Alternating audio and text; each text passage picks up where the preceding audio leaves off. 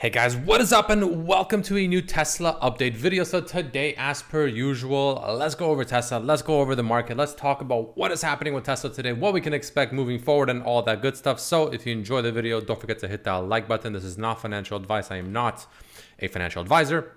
And of course, my membership section on YouTube is live. The link is down below in the description of this video. If you're interested, definitely click that link. For just $2.99 a month, you get access to all my posts, updates, thoughts, technical analysis on Tesla every single day. The market is open.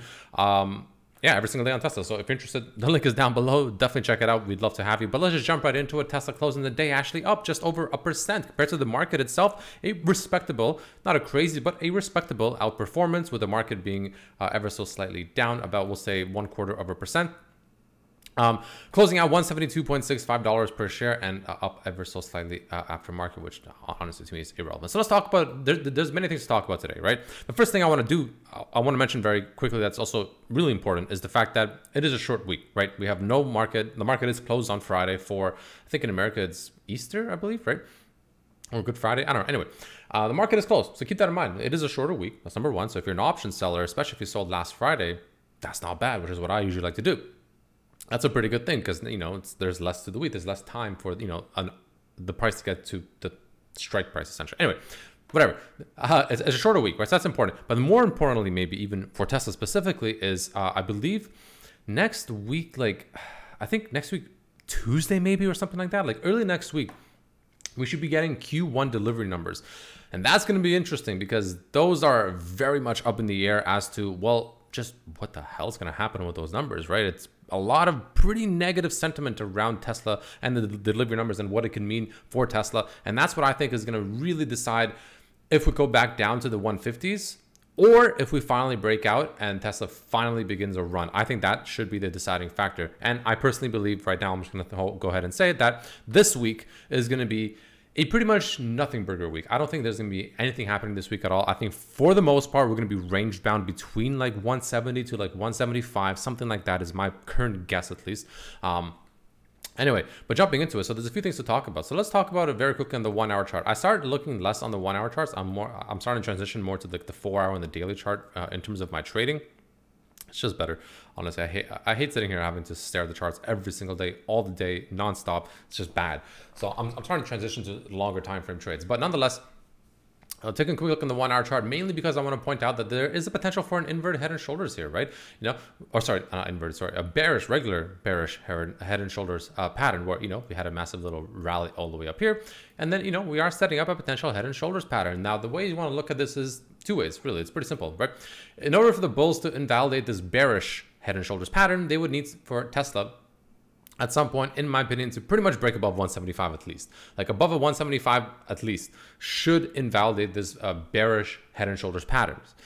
For the bears, in order to validate it, because again, this pattern existing in such a way doesn't actually mean anything. It only means something if it actually activates, if that makes sense, right? And in my opinion, the way this pattern really activates and, you know, gets some leg room, in my opinion, is at least below 160, like 8, I would say minimum. But if you want to be really safe about it, 167 to like 166 will be like, you know, even more, I guess, further validation that this pattern is pretty much activating and, you know, it's about to play out. And if it does play out, I do think this will take us to the 150s. I think that's a very real possibility. But again, I want to make it very clear. I personally, just my opinion for now, as of today, based on price action, and it's a shorter week, right? Usually the shorter weeks tend to be a lot more boring and less volatile with the weekend coming up, long weekend coming up, Easter, holidays, whatever.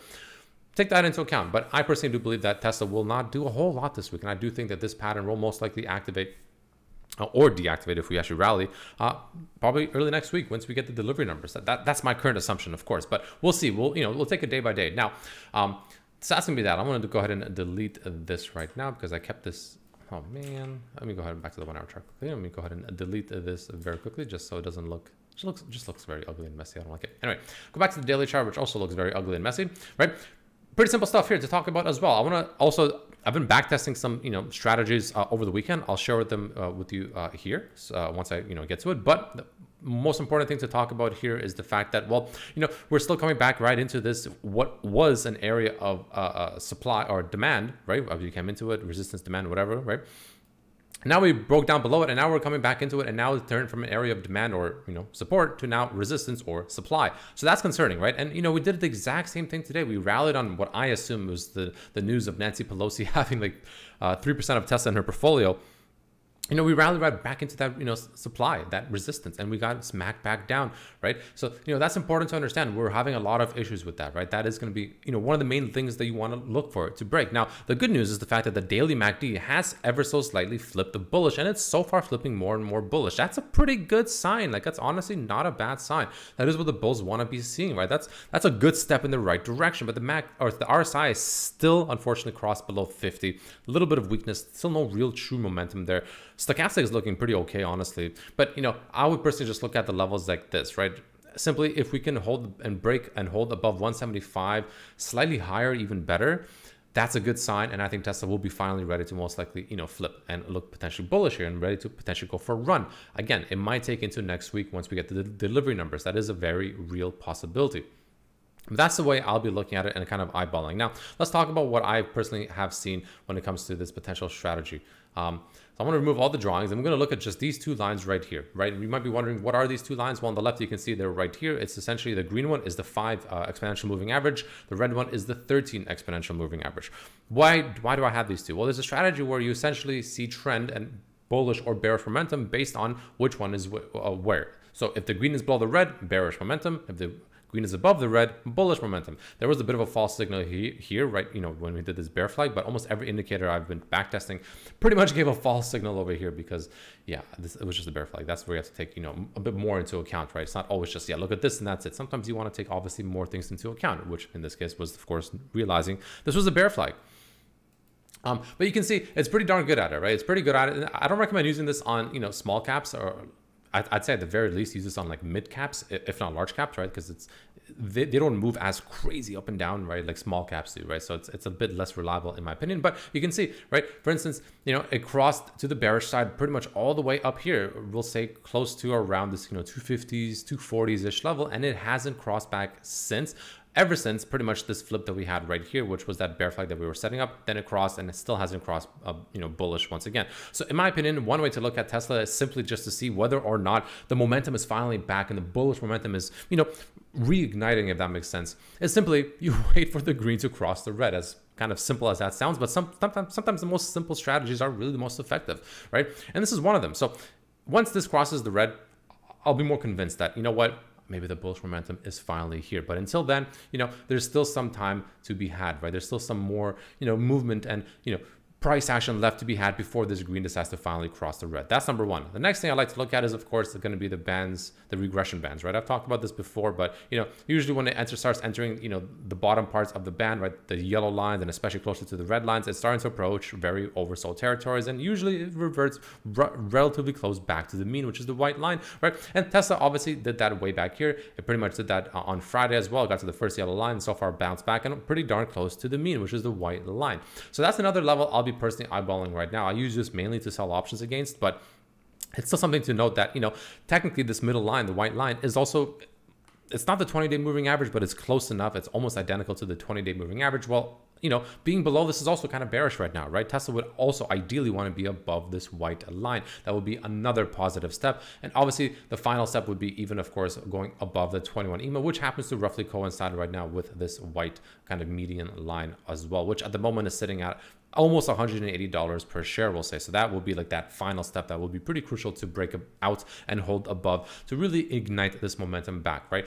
But those are the main things I'm personally looking at right now, right? That's kind of how I'm looking at it. That's kind of how I'm eyeballing. I'm not in a rush. I'm not, you know, going crazy about it, but I did enter a trade. I will share a trade that I did enter. I am selling, you know, cash secured puts on stocks and Tesla as well, but I did enter. I'm still testing this one out, but this is someone I saw that I like to follow. He's starting to do these kind of trades, and it kind of makes sense. And this is what I'm doing, right? I just posted this not too long ago. I entered a trade for the week. So I bought 100 shares of Tesla, pretty much right at this price, 172.5 roughly. I think it was like maybe 0.6 or something like that. Anyway, pretty much where we closed. But the second I bought those shares, I instantly sold cover calls against those shares, also at the money, right? And at the money, cover call, strike, sell. 172.5, also pretty much exactly where I bought, right? For this week, for this Friday, Thursday, I guess, because there's no Friday this week, right?